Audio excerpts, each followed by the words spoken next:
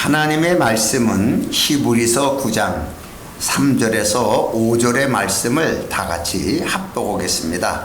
또 둘째 휘장 뒤에 있는 장막을 지성소라 일컫나니 금향로와 사면에 금으로 싼 언약궤가 있고 그 안에 만나를 담은 금항아리와 아론의 쌍난 지팡이와 언약의 비석들이 있고 그 위에 속죄소를 덮는 영광의 그룹들이 있으니 이것들에 관하여는 이제 낱낱이 말할 수 없노라. 아멘. 자, 히브리서는 특별히 히브리인들에게 복음을 전하기 위해서 쓴 글이 히브리서입니다. 그래서 구약에 대한 형식과 구약에 대한 모습들이 많이 갖춰져 있습니다. 우리는 구약을 잘 알지 못해도 그래서 여기에서 보면은 유일무이하게 구약 성경과 신약 성경의 둘이 다른 점이 이제 나오는 게 하나님 지성소 안에는 하나님의 궤 안을 얘기를 하고 있어요. 하나님의 궤 안에. 자, 이 하나님의 궤 안에 요 안에 금항아리와 쌍난 지팡이와 돌비가 들어있다고 유일무이하게 이게 딱 적혀 있어요. 여기서. 자, 그러면은 이것을 기록하면서도 히브리인들에게 이 속죄소를 덮는 영광의 그룹들이 있으니 또 이것들에 관하여는 그래요. 그러니까 이거 지금 가장 중요한 게 하나님의 언약궤와 그 안에 들어있는 만나와 금항아리와 아론의 쌍난 지팡이 또 돌비. 자, 이거에 대해서는 낱낱이 말할 수 없도다. 이 얘기는 자세하게 설명해 줄 수가 없다고 기록하고 있어요. 요것만 딱 했지. 왜 그러느냐? 이건 하나님이 계시할 때 이스라엘에게 마지막 때 그들에게 문을 열어서 그들의 길을 열고 눈을 열어서 계시될 때까지 감춰져 있는 비밀입니다. 그런데 이게 우리들에게는 이것이 공개되어 있죠. 이것이. 자, 그래서 우리들에게는 히브리인들에게는 아직도 이것이 비밀입니다만은 우리에게는 그래도 거의 공개되어 있는 하나님의 사실인 것을 우리가 알 수가 있습니다. 자, 그러면은 왜 이것이 뭐 특별한 거냐? 그래서 제가 옛날에 사람들한테 물어봤더니 그 하나님의 궤에 뭐가 들었어요? 물어보니까 이 세 가지를 다 얘기를 해요. 다 그렇게 들어있던 거 아니에요? 그래. 아니요. 그건 신약에만 딱 기록되어 있는 거예요. 그 원래부터 그렇게 들어있지 않아요. 그거 아는 사람도 없었어요. 그러면은 하나님의 궤라는 것은 모세를 통해서 만들어져 가지고서 일어난 것인데 이 하나님의 궤가 정상적으로 봉헌될 때 솔로몬의 성전을 져가지고 솔로몬이 처음으로 이제 최초로 요동하지 않은 성전을 지은 거예요. 이 성전을 짓고서 하나님의 궤를 이 지성소에 봉헌을 해야 돼요. 이때 성경의 말씀을 보면은 열왕기상 8장 9절의 말씀을 보면은 궤 안에는 두 돌판 외에 아무것도 없으니 이것은 이스라엘 자손이 애굽 땅에서 나온 후에 여호와께서 저희에게 언약을 세우실 때 모세가 호렙에서 그 안에 놓은 것이라. 시내산이죠. 그 밑에서 그것을 성막을 짓고 그 다음에 놓은 거예요. 이것이 솔로몬 시대의 왕 때까지 와가지고 솔로몬 왕이 그 하나님의 궤를 지성소 안에 봉헌할 때에는 돌비밖에 없었어요. 돌판밖에. 그리고 더 중요한 건 누구도 그것을 뚜껑을 열어서는 안 되는 거예요. 못 열어봐요. 얼음 죽기 때문에. 그러니까 이것은 완전히 감춰진 하나님의 비밀이에요. 언약 안에 쌓여있는 하나님의 비밀이었다라는 것을 이제 볼 수가 있습니다. 자, 그런데 이제 바벨론이 이제 이스라엘을 침략함으로써 성전을 무너뜨리고 성전 기물들을 다 약탈해 갔어요. 그런데 이 약탈해 가는 과정에서 하나님의 궤가 사라졌어요. 그리고 다시 포로 귀환 때 성전 기물들을 다 가지고 나오는데 그때도 하나님의 궤가 없었어요. 자, 이런 사건에 하나님의 궤는 비밀하게 사라져 버린 거예요. 하나님의 궤가 통째로. 자, 그래서 성경에 보면은 그럼 하나님의 궤는 뭐냐? 하나님의 궤는 사무엘하 6장 2절의 말씀을 보면은 자, 자, 여기에서 일어나서 함께 있는 모든 사람들로 더불어 바알레 유다로 가서 거기서 하나님의 궤를 메어오려 하니 그 궤는 그룹들 사이에 좌정하시는 만군의 여호와의 이름으로 이름하는 것이라. 그러니까 하나님의 이름이에요. 만군의 여호와라는 이름으로 이름하는 것이 이 하나님의 궤예요. 그러니까 하나님의 궤를 들고 나간다는 것은 하나님의 이름으로 나간다는 이런 상징적 의미를 가지고 있어요. 그래서 전쟁이 나면은 하나님의 궤를 메고 막 나가는 거예요. 그러니까 만군의 여호와의 이름으로 나가노라, 이런 의미를 가지고 있는 것이 바로 하나님의 궤였습니다. 자, 그래서 이 하나님의 궤에 대해서는 성경에 세 가지의 명칭이 나와요. 하나님의 궤에 대해서는 첫 번째가 우리가 알다시피 법궤, 언약궤, 증거궤, 이렇게 세 가지 언약이 나오는데, 법궤란 말하고 증거궤란 말하고는 거의 몇 번씩밖에 안 나옵니다. 거의 언약궤라고 표현돼서 나올 때가 많이 있습니다. 먼저 법궤에 대해서는 레위기 16장 2절에 여호와께서 모세에게 이르시되 내 형 아론에게 이르라. 성소의 장 안에 법궤 위에 속죄소 앞에 무시로 들어오지 말아서 사망을 멸하라. 내가 구름 가운데서 속죄소 위에 나타남이라. 그래서 함부로도 들어오면 안 된다. 거기는 하나님의 법이 있는 것이다. 그래서 법궤라 그래요. 이 법. 그래서 절대적인 하나님의 법이 있는 것이기 때문에 여기는 함부로 들어오면 다 죽는다. 하나님 말씀하시기 전에는. 자, 이렇게 말씀에 대한 것을, 말씀이 곧 하나님의 말씀이며 하나님이시며 곧 법이에요. 자, 요한복음 1장 1절에는 이 말씀을 통해서 태초에 말씀이 계시니라. 이 말씀이 하나님과 함께 계셨으니 곧 이 말씀은 하나님이시라 라고 해서 법궤라고 표현을 하고 있습니다. 하나님의 절대적인 법이에요. 두 번째로는 이제 언약궤라는 표현인데, 여호수아서 3장 17절의 말씀을 보면은 제사장들이 이제 언약궤를 메고 가는데, 여호와의 언약궤를 맨 제사장들은 요단 가운데 마른 땅에 굳게 섰고 온 이스라엘 백성은 마른 땅으로 향하여 요단으로 건너니라. 그래서 요단을 건널 때 제사장들이 이 하나님의 궤를 메고서 그 요단 강물을 밟고 들어갑니다. 그 요단 강물을 밟았을 때 요단 강물이 다 싹 갈라지고 그 요단 중앙 가운데 서 있는 거예요. 물이 이제 다. 그러고 나서 백성들이 다 건널 때예요.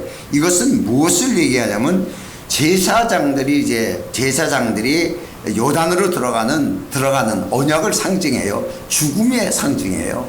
이 요한복음 19장 30절의 말씀을 보면 예수께서 신포도주를 받으신 후에 가라사대 다 이뤘다 하시고 머리를 씌우시고 영원히 돌아가시니라.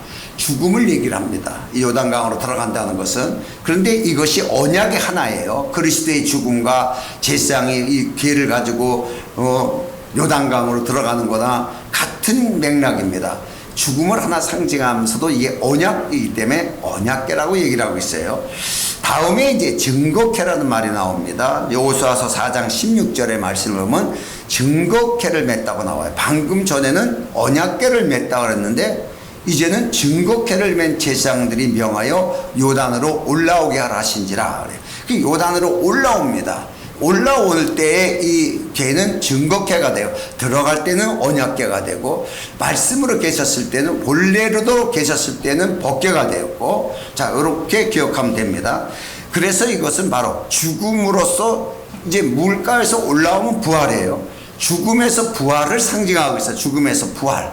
이 부활을 통해서 나타나는 사람들의 믿음의 증거를 가지는 존재들이라 그래서 증거궤라 이렇게 말씀하고 있어요. 이것이 바로 사도행전 1장 8절에 나온 말씀으로 오직 성령이 너에게 임하시면 너희가 권능을 받고 예루살렘과 온 유대와 사마리아와 땅끝까지로 내 증인이 되라 하시니라. 그래서 우리에게 증인이라고 말씀하셨지만 사실 하나님의 그 궤 자체가 증거궤로 확실한 그 믿음의 증거를 가진 것이 죽음과 부활을 상징하고 있었던 것이에요. 자, 이것을 이스라엘 백성들은 여전히 몰랐던 것입니다. 이게.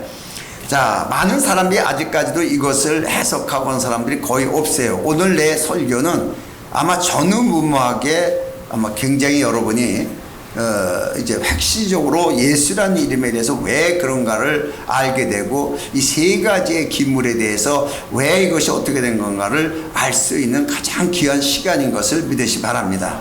자, 그러면은 이 개에 대해서 세 가지 이름을 불렀어요. 그런데 하나님의 개 안에는 돌비밖에 없었어요.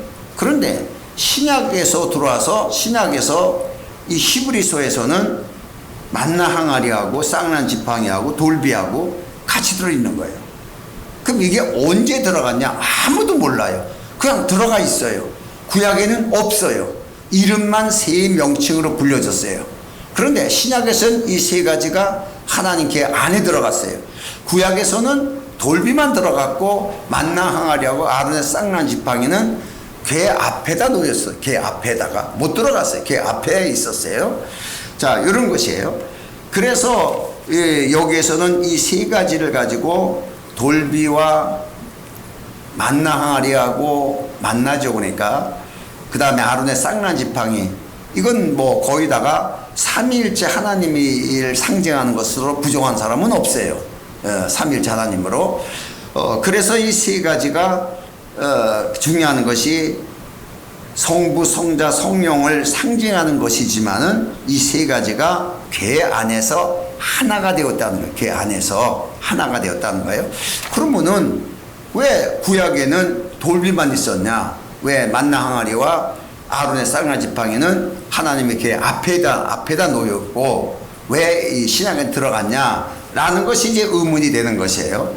자, 그렇다면 우리가 구약에 대한 하나님의 말씀에 대한 예언을 우리가 봐야 되는데, 에레미야서 31장 34절의 말씀을 보면은, 자, 이때까지 여호와를 철저히 믿는 이스라엘 백성들입니다. 그런데 에레미야 선지자를 통해서 하나님이 예언을 하시는데, 그들이 다시는 각기 이웃과 형제를 가리켜 이르기를 너는 여호와를 알라 하지 아니하리니 이는 작은 자로부터 큰 자까지 다 나를 아미니라. 내가 그들의 죄악을 사하고 다시는 그 죄를 기억지 아니하리라. 여호와의 말이니라. 죄를 기억하지 않는 하나님으로 오시겠다는 예언을 하셨습니다. 죄를 기억하지 않는 하나님으로 오시겠다라는 이제 약속을 했어요. 자, 그래서 대부분 이 사실을 가지고 여호와 하나님의 이름을 우리는 아버지의 이름으로 대부분 알아요. 거의 목회자들이 여호와의 하나님, 여호와의 이름은 하나님 아버지의 이름이다, 이렇게 알기 때문에 계속해서 여호와라는 이름을 주장하고 여호와라는 이름으로 축복하고 있는 것만큼은 사실이에요. 이것만큼은. 그런데 그것은 굉장히 틀린 해석입니다. 잘못된 것이에요. 왜 그러냐? 이 새 언약은 하나님의 뜻에 따라서 율법으로 계시된 여호와의 이름을 알게 하는 것이 아니고 죄를 기억하지 않는 하나님을 알게 하시는 거예요. 구약에는 죄를 기억하신 하나님이에요. 그러나 하나님의 새 언약은 죄를 기억하지 않는 하나님이에요. 자, 이렇게 두 가지 모습을 옛 언약과 새 언약과 이렇게 가지고 있어요. 그래서 이걸 모르면 옛 언약으로 갔다 새 언약으로 왔다 갔다 하는 거예요. 사람들이 본질을 모르고.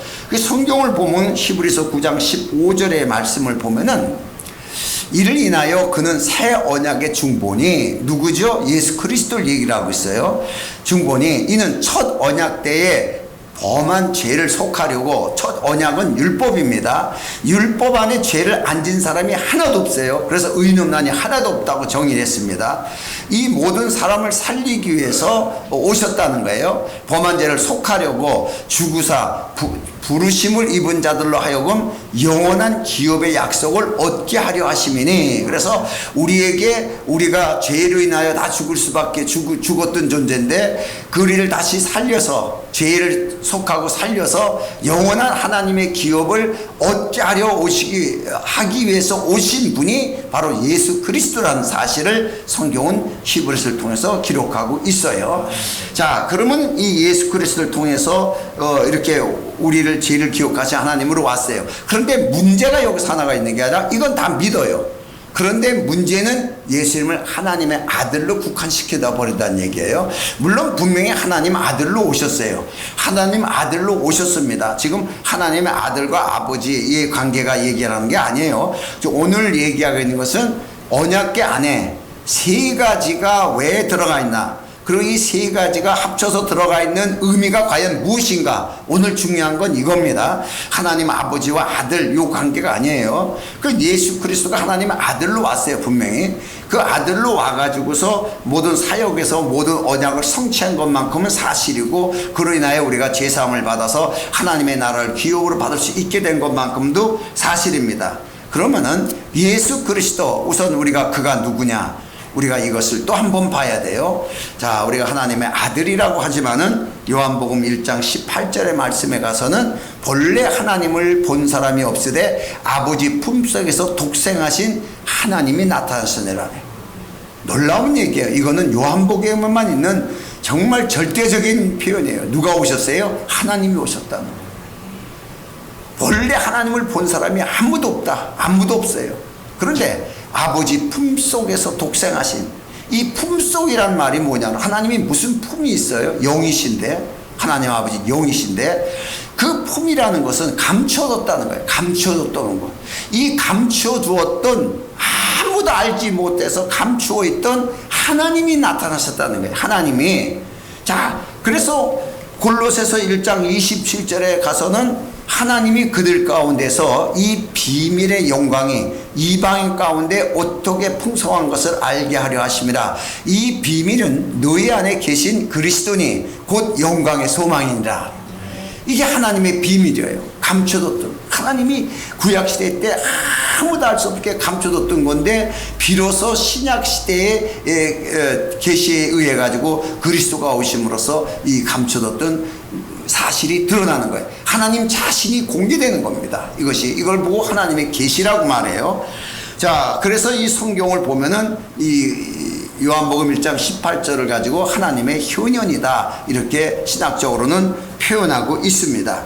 그래서 이 그리스도에 대해서 하나님이 나타났다는 놀라운 말씀을 이미 요한복음에는 기록되어 있어요. 그러나 이 하나님과 함께 하시는 말씀이, 하나님과 하신 말씀이 육신이 되었다 그러죠. 요한복음 1장 14절에는 말씀이 육신이 돼요.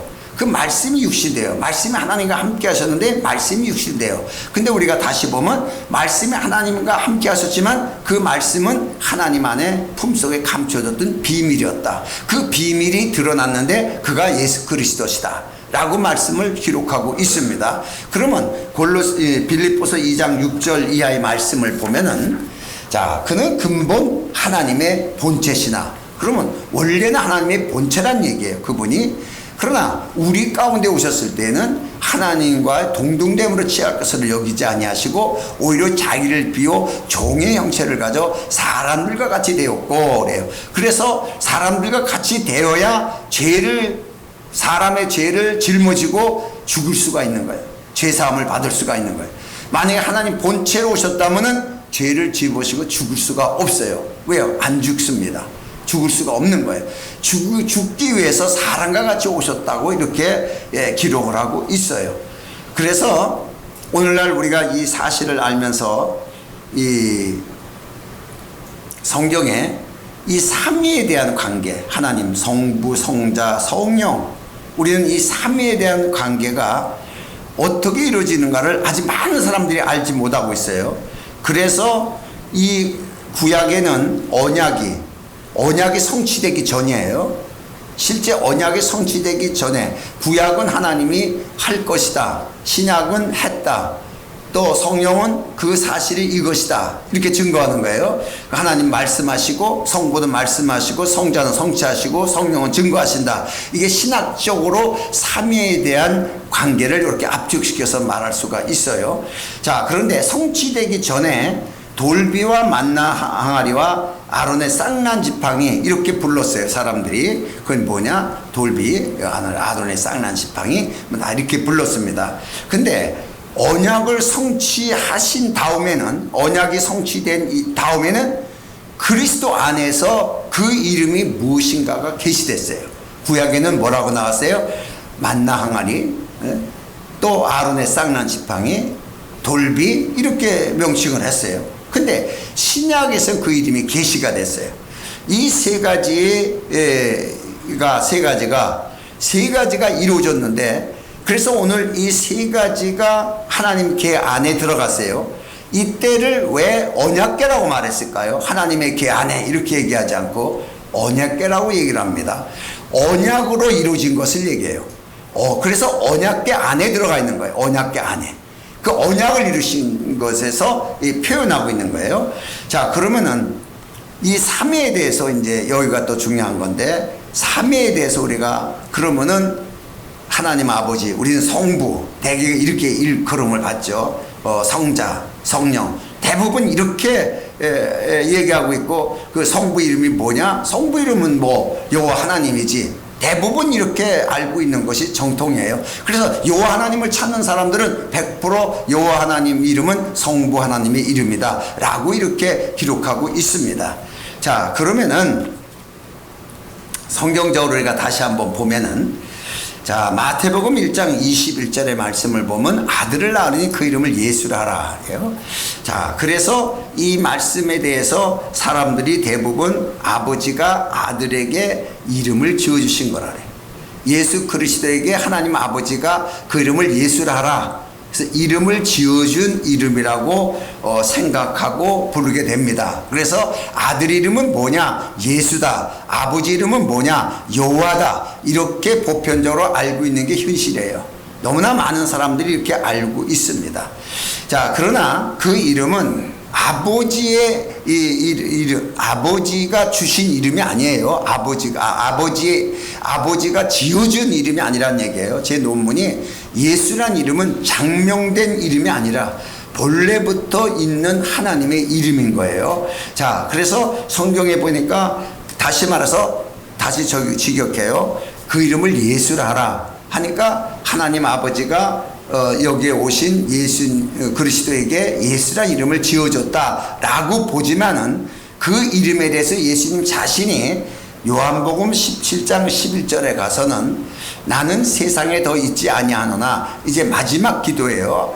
떠날 때 저희는 세상에 있사옵고 나는 아버지께로 가나오니 거룩하신 아버지여 내게 주신 아버지의 이름으로 저희를 보존하사 우리와 같이 저희도 하나가 되소서. 여기 핵심이 내게 주신 아버지의 이름으로, 이거 중요하고, 그 다음에 중요하고, 저희를 보존하사 우리와 같이 하나님 아버지와 예수 그리스도와 같이 저희도 하나가 되게. 그렇다면은 예수님과 하나님 아버지와 관계에는 예수란 이름으로 하나가 되는 거예요. 예수란 이름으로. 자, 다시 봐요. 자, 내게 주신 아버지의 이름으로 저희를 보존하사, 우리를 보존하는 거예요. 그 예수 이름 때문에 우리를 구원받습니다. 보존하사 우리와 함께 저희도 하나가 되게 하옵소서. 예수 이름으로 하나가 될 수가 있는 거예요. 예수 이름으로 그 하나가 될 수 있는 것. 여기까지는 여러분 이상하다고 생각을 안 하죠, 많은 사람들이. 자, 그래서 문제는 지어진 이름이 아니라 아버지의 이름이에요. 아버지의 이름. 여기까지 우리가 볼 수가 있습니다. 그래서 이스라엘 백성들은, 히브리인들은 할아버지가 죽은 다음에는 그 할아버지 이름을 다음에 낳은 손주가 가질 수가 있어요. 그래서 조상들의 이름을 많이 갖고 있습니다. 아브라함이라는 사람들이 이스라엘에 굉장히 많이 있어요. 더 웃기는 건 예수라는 사람도 많이 있어요. 이렇게 이름을 다 가질 수가 있어요. 자기가 필요한 이름을. 이렇게 이런 것이 이스라엘이에요. 두 번째, 이제 아들의 이름에 대해서요. 요한복음 14장 14절에 보면은 예수님께서 내 이름으로 무엇이든지 내게 구하면 내가 시행하리라. 그래서 내 이름이라 그래요. 방금은 아버지의 이름이라고 그러는데 지금은 내 이름이라고 그래요. 자, 이걸 또 미련한 사람은 또 다른 이름이라고 생각하겠죠. 그 내 이름이라고, 예수 이름이죠. 그래서 예수 이름으로 우리가 무엇을 기도하고, 예수 이름으로 귀신 쫓고, 예수 이름으로 뭐든지 합니다. 그 예수 이름이에요. 분명히 아들의 이름이에요.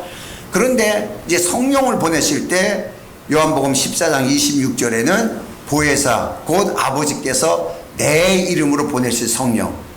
성령 이름이 뭐예요? 예수죠. 예수란 이름으로 성령을 보내세요. 많은 사람이 뭐 성령 뭐 보혜사 성령 떠들지만은 성령의 이름이 예수라는 걸 모르고 있어요. 내 이름으로 보내실 성령. 반드시 이름이 있어야 되는 거예요. 인격적인 존재이기 때문에. 그래서 성령도 예수님의 이름이에요. 예수님 자신도 예수님의 이름이에요. 예수님 자신도 그 이름은, 예수라는 이름은 아버지의 이름이에요. 본래 아버지의 이름이에요. 자, 이렇게 하나님은 삼위일체로서 분명히 존재를 합니다. 삼위일체 하나님이시지만은 이 예수님이 언약을 성취하신 다음에는 이 세 가지가 언약계 하나에 들어가 버렸어요. 언약계 하나. 오늘 핵심이 이거예요. 이 세 가지, 예수님이 언약을 성취하기 전에는 돌비만 있었어요. 말씀으로만 계셨죠. 하나님이 말씀으로만.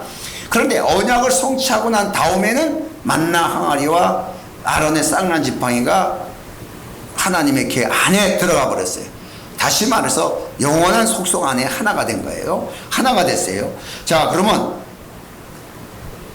이 세 가지가 전부 다 이 세 가지가 하나로 딱 됐습니다. 하나로. 그러면 이 세 가지는 삼위일체 하나님을 상징하고 있어요.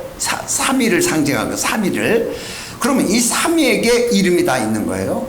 우리가 성부 하나님이라고 믿었었는데 돌비는 하나님의 말씀을 상징하니까 이렇게 있었는데 그 아버지의 이름이 있어요. 성부 하나님의 이름 예수죠. 그 다음에 이 만나 항아리는 예수, 우리의 생명이 떠오르신 그리스도를 상징해요. 그런데 이름이 있어요. 예수.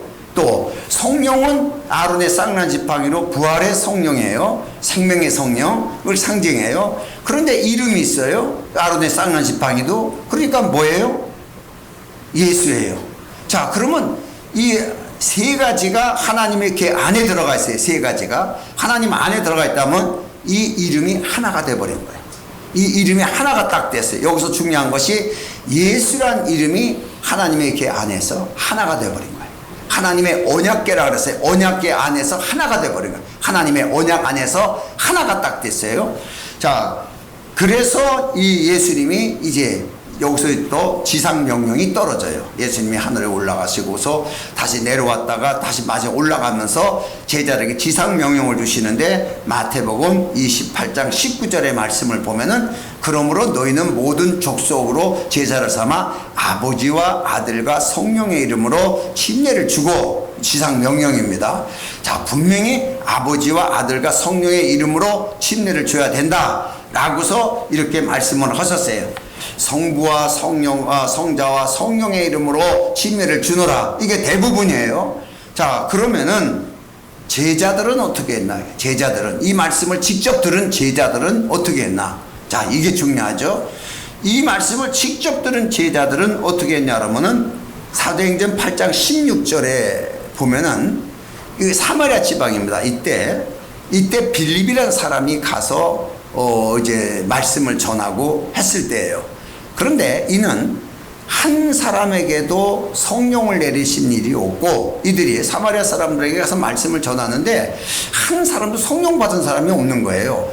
뭘 받았어요? 오직 주 예수 이름으로 침례만 받았을 뿐이다. 자, 이렇게 기록되어 있어요. 이것도 매우 중요한 게 뭐냐 그러면 일반적으로 조금 부족한 분들은 침례 받으면 다 성령 받았다 이렇게 가르칩니다. 침례 받았는데 왜 성령을 못 받냐? 침례 받으면 다 성령 받았지 이렇게 가르칩니다. 그런데 성경은 침례를 받았어도 성령을 받지 못했어요. 이 사실이 하나 기록되어 있고, 두 번째로 바울은 그러면 어떻게 했냐? 아니, 베드로는 어떻게 했냐? 사도행전 10장 48절의 말씀을 보면은, 자, 이 장면이 어떤 장면이냐면 고넬료 집에 갔을 때예요. 고넬료 집에 가서 말씀을 다 전하고 나서 명하여 예수 그리스도의 이름으로 침례를 주라 하니라. 자, 예수 이름으로 침례를 주게 돼요. 고넬료 집안에 가서도. 자, 이렇게 됐습니다. 그러니까 다시 말해서 성부와 성자와 성령이 아니고 아버지와 아들과 성령의 이름으로 줘라 라고 말했는데, 아들과 아버지와 성령의 이름으로 분명히 줬어요. 그가 바로 예수 이름이에요. 예수 이름으로 줬다는 거예요. 예수 이름으로. 자, 바울은 또 어떻게 했나? 바울은 율법사였던 사람인데, 철저한 사람인데, 이 바울은 사도행전 19장 4절 이하에 보면은 바울이 가로되 요한이 회개의 세례를 베풀며 침례를 베풀며 백성들에게 말하되 내 뒤에 오시는 이를 믿으라 하였으니 이는 곧 예수라 하고는 저희가 듣고 예수 이름으로 침례를 받으니 그래요. 예수 이름으로 다 줬어요. 예수 이름으로. 신학시대에는 전부 다 예수 이름으로 줬어요. 그런데 오늘날 교회 시대에 들어와가지고 왜 이렇게 됐냐? 가톨릭이 그렇게 만들어 놓은 거예요. 가톨릭이 성부와 성자와 성령으로 만들어 놓고 가르친 것이 마틴 루터가 와가지고 그걸 그대로 썼습니다. 이게 전통이 돼가지고 오늘날 많은 목사들이 아직까지도 성부와 성자와 성령의 이름으로 침례를 주고 세례를 주고 이렇게 쓰고 있어요. 이건 성서적이질 않아요. 성경이 말하는 것이 아니라 전통을 지키는 거예요. 성경이 말하는 것은 오직 예수. 그 이름이 삼위일체된 하나된 이름이에요.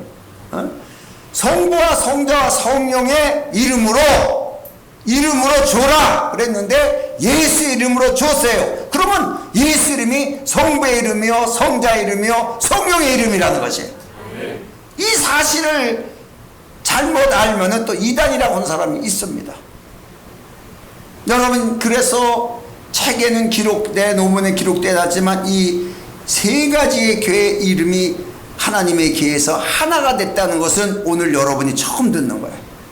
하나가 돼서 그 삼위를 상징하는 이름으로 너희가 모든 족속을 제자 삼아 침례를 줘라 그랬는데, 그러니까 성부와 성자와 성령의 이름으로 줘라 하고 했는데 사도들은 바로 예수 이름으로 침례를 주기 시작했어요. 이들은 바로 그 이름이 무엇인지를 깨달은 거예요. 자, 이제는 우리와 관계, 그래서 내가 예수 이름으로 받았냐 아니면 성부와 성자 성령의 이름으로 뭘 받았냐, 이것보다도 사실 더 중요한 사실이 있습니다.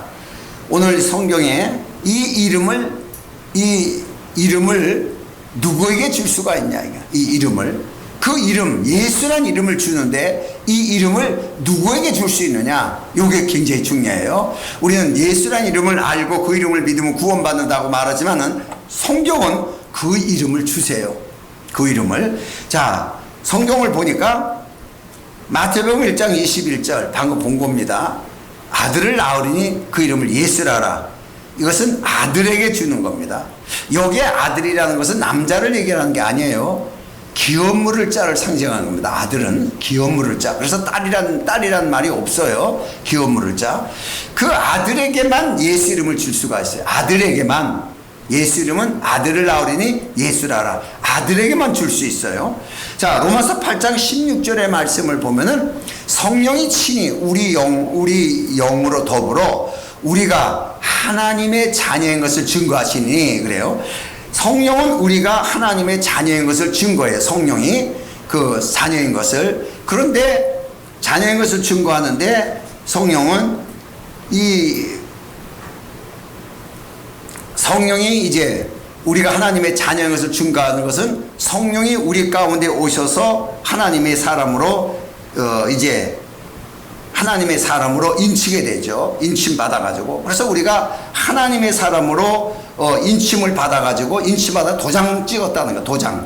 성령에 의해서 도장이 딱 찍혀진 거예요. 성령으로 인침받은 거예요.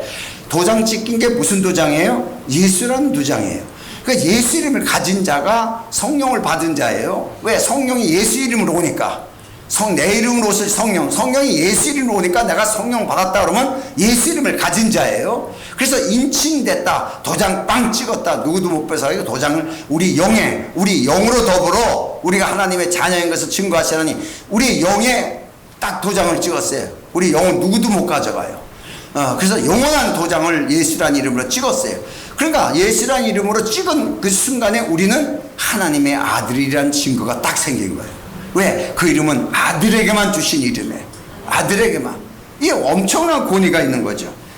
그래서 요한일서 5장 4절에도 대저 하나님께로 난 자마다 세상을 이기니라. 세상을 이긴 이것이 우리 믿음이라. 그래서 하나님께로 난 자가 되는 거예요. 세상 사람에게 난 자가 아니라 성령으로 거듭난 것은 하나님께로 난 자, 하나님의 이름을 가진 자, 아들의 이름을 가진 자, 성령의 이름을 가진 자, 삼위일체 하나님의 이름을 가진 자, 이 말씀을 하신 거예요. 자, 그래서 요한복음 1장 12절 말씀 그대로 영접하는 자, 그 이름을 믿는 자들에게는 하나님의 자녀가 되는 권세를 주었으니. 그런데 어떻게 믿냐? 영접이 된 사람이, 영접이 돼야 확실하게 그 이름을 내가 가졌다는 확신을 가진, 믿음을 가진 자가 하나님의 자녀가 되는 권세가 있다는 거예요. 권리를 주장할 수 있다는 거예요. 오늘 여러분, 예수를 그냥 믿지 말라는 얘기예요. 하나님의 사람으로서의 자기의 주어진 하나님의 권위 엄청난 거예요. 구약시대 때 누구도 몰랐어요. 여러분 봐요. 다윗도 제대로 몰랐어요. 다윗도 모르니까 여호와는 나의 목자시니래요. 이 사실을 가지고 예수님이 와가지고 요한복음 10장에 말씀하시잖아요. 내가 양의 목자다. 내가 양의 목자. 그러니까 그 당시에도 여호와는 나의 목자신이라는 시편을 응용하고 있었어요. 그러니까 예수님이 다윗이 나를 보고 주라 그랬다. 주라. 다윗이 내가 그다. 내가 그다. 내가 양의 목자다. 그러니까 우리는 예수님은 나의 목자신이 바꾸는 거예요. 이게 사실입니다. 예수님이 직접 얘기하신 거예요. 그냥 전통적으로 써있는 대로 성부와 성자와 성령가 아니고, 전통적으로 써있는 대로 요한은 나의 목자시니가 아니고, 예수님이 하신 언약의 실체를 놓고 볼 땐 예수님 우리 목자인 거예요.